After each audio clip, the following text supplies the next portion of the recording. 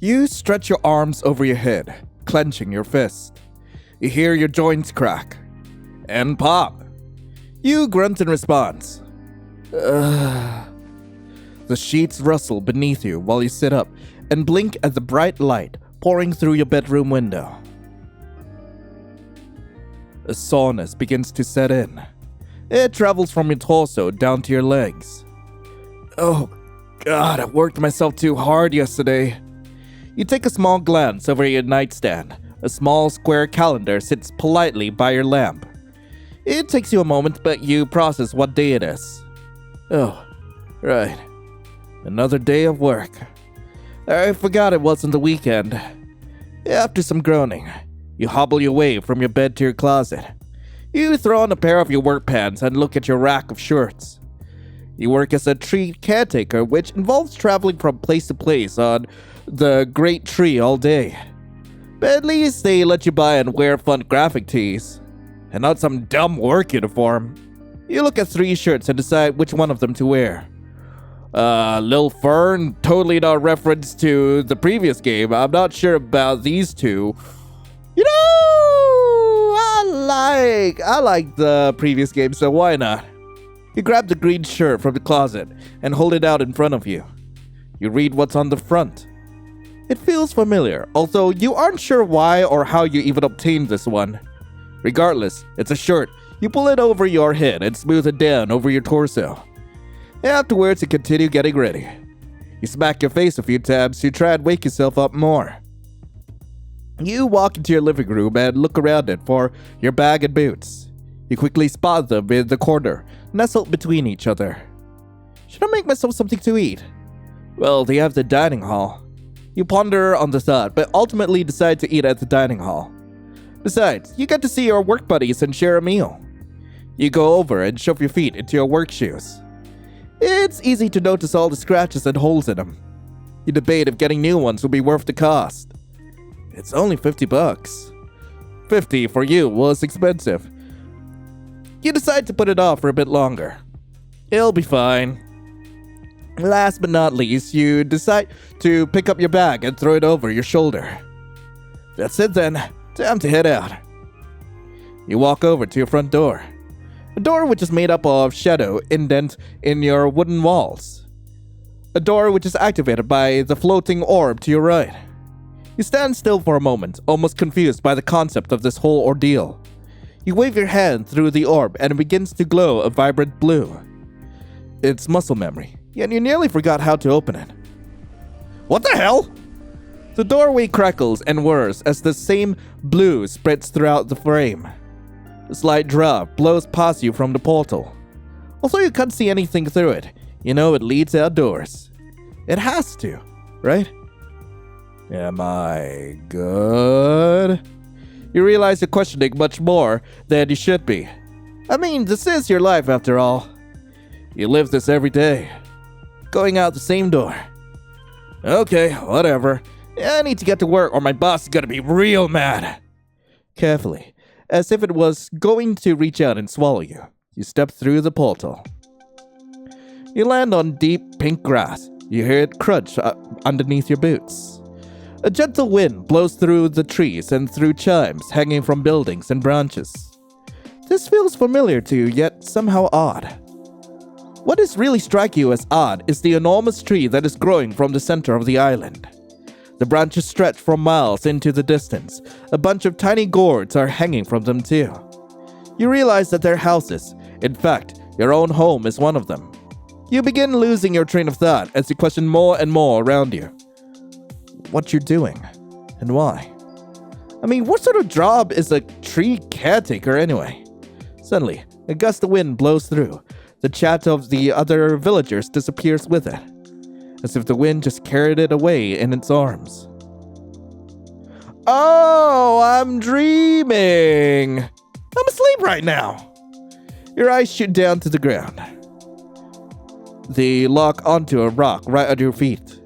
It's rounded and perfectly sat in front of you, the only rock in the area. It's just begging to be moved. You concentrate on the rock, squinting your eyes. Move. Move! Sally begins to shake rapidly. A wide grin spreads across your face as you watch it. Yes! You called out. I'm dreaming! You point at the rock and laugh at it, as if you just beat it in some sort of competition. Now that you're lucid, you wonder what to do next. Russell?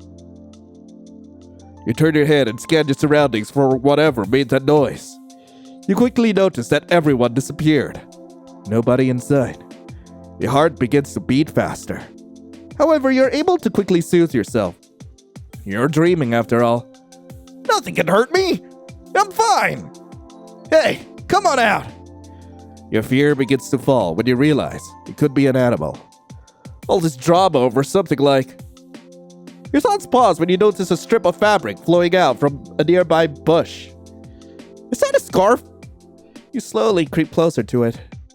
The fear you had begins to fall away more and more. Being lucid is amazing. You get just in reach of the cloth and hear it again. Russell. Aha! You grab the scarf and tug as hard as you can. Get it! Suddenly a blur of blue and purple and white flashes before your eyes. That's around my neck, you lunatic! You fall back onto the ground with a thud. You gaze up at the stranger. His appearance takes you back. Blue skin, yellow eyes, blue hair, and wing ears? He floats above the ground with his arms arched up in anger. You can tell he's mad. For a second, you wonder if he's going to throw punches. Whoa, you're cute. You react out loud to his looks. He seems puzzled, but only glares at you. It's rude to stare. I can stare all I want. Take a screenshot. It'll last longer. Sure. Huh? If you press your nose and pull your left earlobe, it'll take a picture. Try it. It's cool. You squint as you go to try it. This isn't believable in the slightest, but maybe it'll do. You're actually doing it. Wow, you're so funny. I know. I'm a real comedian. Why are you so cute? Yeah. This guy's really interesting. Here's the thing. Why not try it? I'm dreaming. Anything's possible. Dreaming? Oh, you poor thing. Hate to break it to you, but you're dead. Huh? Your eyes widen at the thought of that. A shiver goes down your back while you swallow uncomfortably. You are very gullible, aren't you, sweetheart? You groan. This is getting old now. Okay. Enough. Who are you? Are you who are you? I go by Damien Angel. That sounds like a porn name. Wait, last name is Angel? You look him up and down, thoughtfully. You said I had a last name, but you... Would that be like me saying, hi, I'm John Human? John Human is around here somewhere, actually. Oh, wait. That's right, everyone's gone because of a certain someone. Hey, I don't even know how I did that! You turn your attention away from Damien and back to the landscape around you. There's a sort of lonely feeling about it now that everyone's gone. Aside from Damien, of course, and you. You decide to tap into your dream knowledge a bit. Damien must be some part of your subconscious taking shape. You wonder what exactly it could be. A hand waves in front of your eyes, which brings you out of your thoughts. Earth to dreamer. Hey, why don't you go do something since you have self-awareness? Because, I'll be honest, this is getting boring just standing around here. You think about it for a moment. He's right. You have awareness in dreamland. Anything's possible at this point. As far as you know. Yeah, sounds fun. You turn away from the angel boy and start walking down one of the many paths into the surrounding forest. Hold it! He quickly darts in front of you, stopping you from continuing. You couldn't just go off like that. You just told me to. Well, you need a chaperone. Clearly, this place can be dangerous.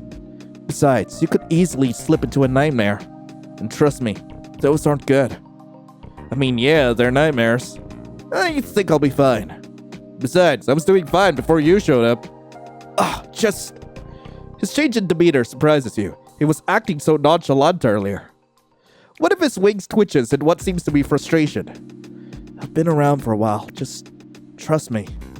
Just let me hang around with you. Now that I don't have to hide, we can keep each other company. Hide? You don't think about that for a moment. Has he been hiding around for a while? Maybe he doesn't know it, but his blabbering is revealing some unsettling facts. His face lacks the coldness he had before. Now a couple of big soft eyes replaces it. He seems almost desperate to stick around you. Oh, man! Okay, I think I'm good on my own. He deflates at your response, but only for a moment. Soon after, he crosses his arms and glares at you. Alright, dreamer. Can't say I did try. You frown at him before turning away to go down the path you had initially chosen. Every once in a while, you check your surroundings, wondering if he's still following you, hiding in the bushes or trees. You roll your eyes at the thought. You suppose there's no real way of telling, since he could be invisible for all you know. Based on feeling alone, however, he seems to be gone for now. You continue to walk. Not much changes after a few minutes, so you decide to stop and think. I wonder if I can do anything. You murmur to yourself, placing a finger on your chin. Based on forums and articles you've read, once you're lucid in a dream, anything's possible. So, there's gotta be a way to manipulate things, right? Huh. I'm gonna save it here. Can I save? What? Here's the save. Okay, good. Let's try flying. You brace yourself on the ground, placing your feet wide apart. You second guess the idea, wondering how you'd even begin trying. Well, I guess jumping would be a start. So you jump up in the air, concentrating on what it would feel like to fly. How you'd feel like the wind would carefully hold you in its arms. How your feet wouldn't land back on solid ground. Would it be scary or freeing? Thump! The first attempt didn't get any results. Your feet land plainly back on the ground. But you try again, focusing on the thoughts more and more. Oh, come on. You grunt, jumping up once again. You scrunch up your face in concentration. You notice you're left in the air longer than you would be in the waking world. Gently, you land back onto the ground. Aha! That was it! Again and again, you try until one attempt keeps you in the air. Your legs swing forward and back in a swimming motion. Occasionally, you kick yourself up too. You move upward at a noticeable rate. The best way to describe it would be trying to swim against the current. You fly upward and into the sky. The ground gets further and further away. Your stomach drops a little at the sight, but you stay calm. Whoa. You look off in all directions at the islands surrounding this one. You didn't even realize they were floating islands. So you suppose they'll be hard to tell from the ground unless you were at the edge. The enormous tree still towers over you. It would take you a while to reach the branches if you tried. You let out a breathy laugh. This is so cool! You yell out into the wind. You laugh fully now, trying to keep yourself upright in the air. The wind makes it difficult. It pulls you back and forth, trying to spin you around too. Each laugh that leaves you gets carried away by the wind. But you keep laughing anyway. That took you way too long to figure out. I mean, I figured it out within the first few seconds of existing. That voice sounds familiar but strangely garbled, as if they're speaking through a broken megaphone. You try to turn your head to look at them. You struggle, so instead you try to rotate yourself in the air. Hang on! You call out, twisting your body back and forth to get momentum. Finally, you rotate around. There we go. Now what? Oh, what the hell? You feel your blood run cold. Your heart begins to race. Everything around you pauses in time. Your senses dull. And soon, you wake up. Thank you for playing the demo. Okay, cool? Right, I believe there's only one other ending in this demo, and for that, we need to change the landscape. You focus on the world around you. You gaze at the clouds, the giant tree branches stretching across the sky, the ground beneath your feet, and steadily, you focus on change. Changing the landscape into something different, something new. Maybe something natural? Like a less pink forest or... What? Suddenly everything begins to morph around you. It almost looks like dripping paint. A cold shiver goes up your back. As everything starts to make sense, you gaze around at your new surroundings.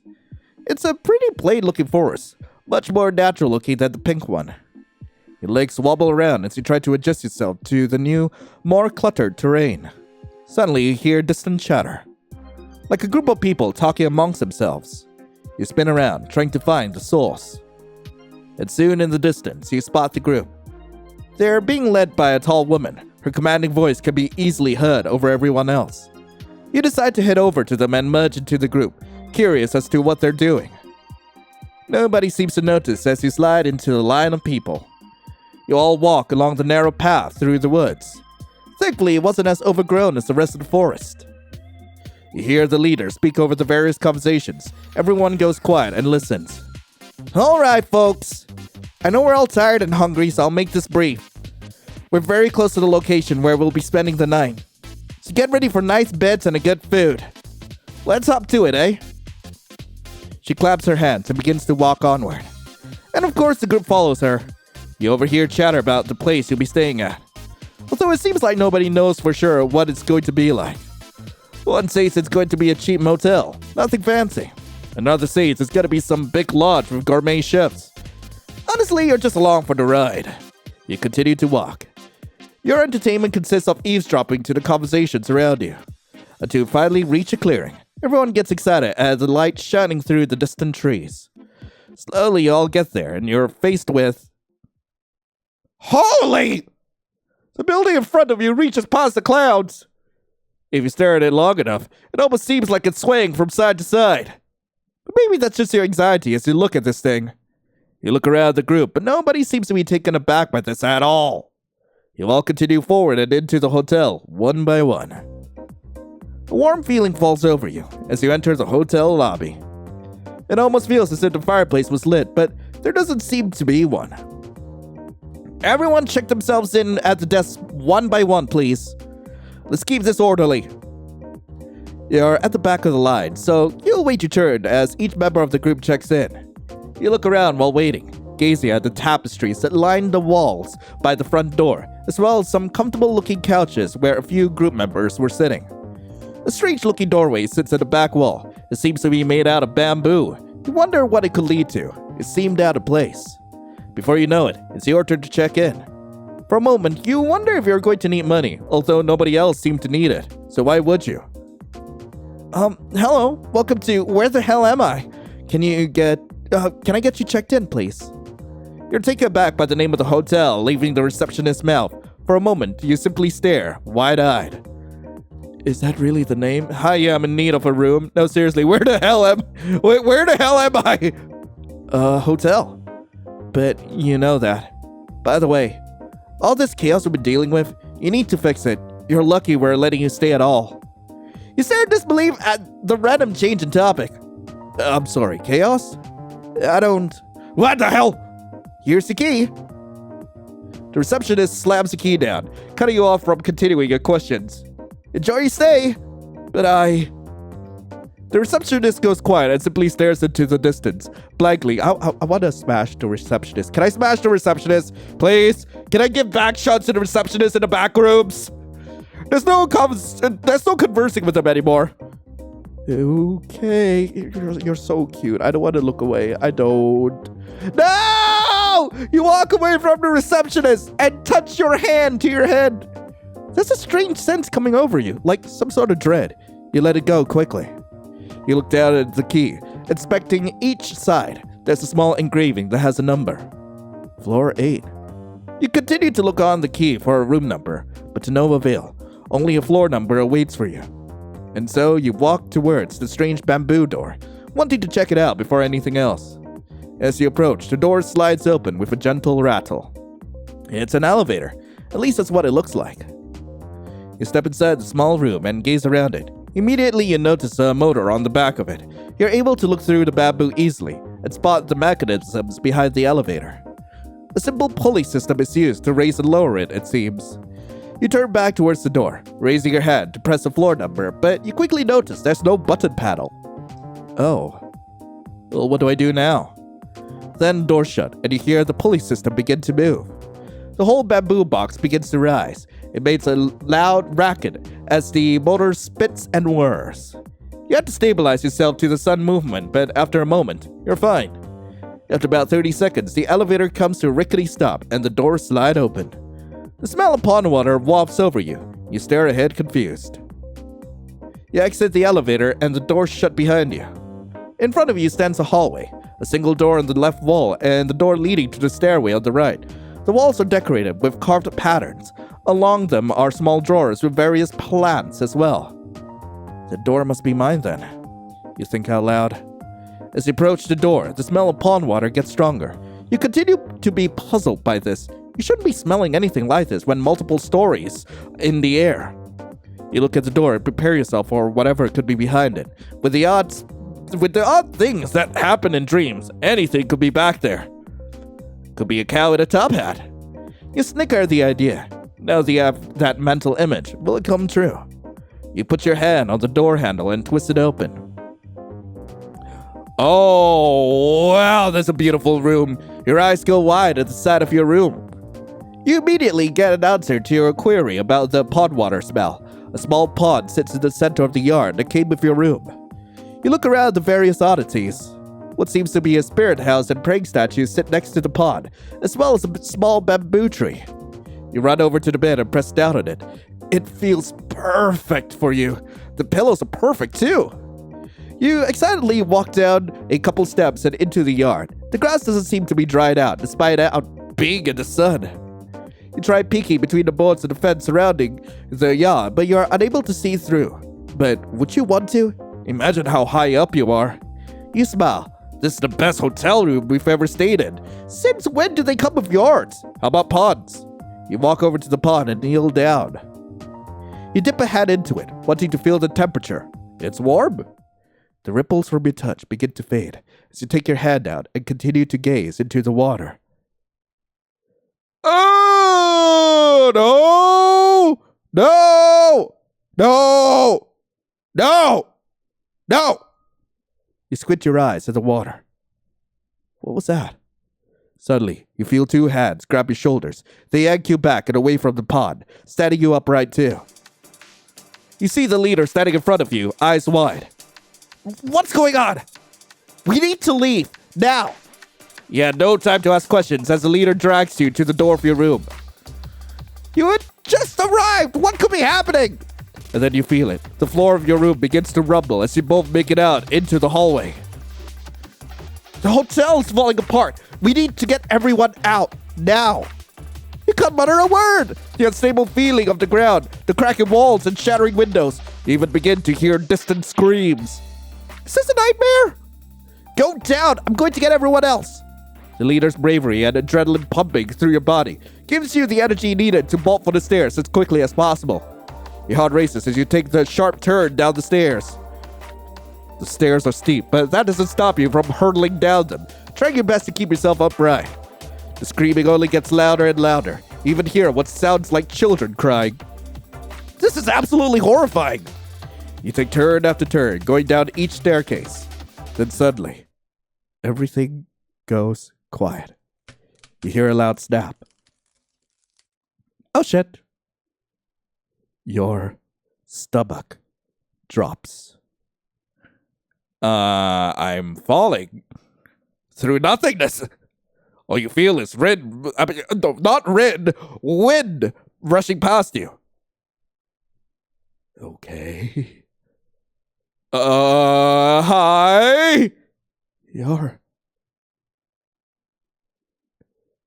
Your senses dull. And soon, you wake up. And that's the end of the Angel Boy demo. Damn! Anyway, that was the Angel Boy demo. I really hope you guys enjoyed it. If you guys do want to play this for yourselves, link to the game will be in the description below. And we will be back once the full game is released. I have been following this developer ever since the release of the first game, which was Little Fern, I believe. Like, if you haven't played that for yourselves, do check it out. I also do have a playthrough of it somewhere along here. But anyway, thank you all so much for watching. Hope you all have a lovely rest of the day. And, as always, I'll be seeing you in the next video. This is Lion, signing off. Ciao.